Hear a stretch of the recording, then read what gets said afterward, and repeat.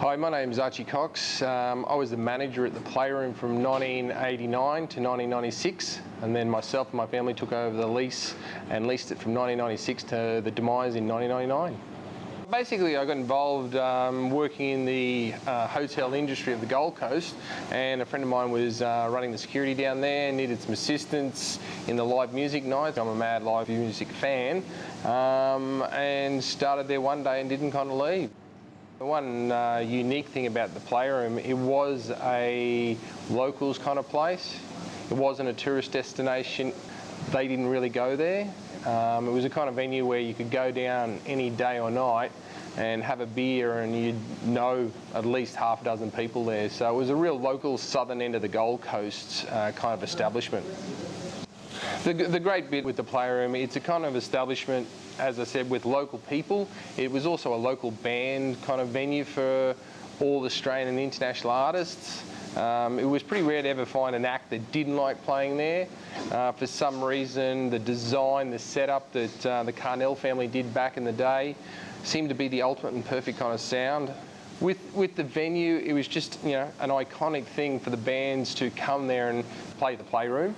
And you're always guaranteed, you know, great crowds, good sellouts and things like that. So you saw musicians' history as they first started from, like, you know, young bands called the Runaway Boys that came through there, didn't have enough money for gas kind of thing, just got to the Playroom, you know, didn't have enough for a feed, but then, you know, buy them a burger, look after them, and then in years to come they turned into then the Living End. Other bands like Powderfinger, seeing those guys play in a band competition at the Playroom, and then to where they are today.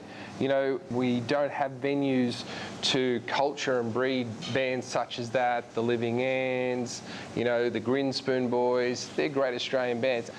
One thing I see about the whole music scene of Australia is what we're losing. We're seeing it now, especially down in Melbourne, but it happened here on the Gold Coast or southeast Queensland about 10 years ago, is we've lost a lot of our iconic live music venues. We've lost the culture and the heart in the music scene of the Gold Coast, being that we don't have the Patch that used to be a venue. There was the Jet Club, there was the old Coolie Room, we've got the Currumbins missing, obviously the Playroom, then there was Broadbeach, Bombay Rock, the Beer Garden and Surface, Fisherman's Wharf, you know, iconic venues that had history, had character, that have all been taken away now. Music is a great outlet for young people, and when they don't have that, it becomes very hard for that young music culture to grow and nurture and come up through the ranks. We have to seem to be turning to TV shows now to become famous in music. To the demise of the Playroom, yeah, that was a very stressful time for myself and the family. Basically, at the end of the day, I lost all my investment I put into the place. There was rumours and stories and innuendos that the government saying we were getting compensated. I want to make it clear in a fact that my family, the Cox family, received no money from the government, no compensation, and basically we never ever got to sit down and really sort out why they really wanted the land.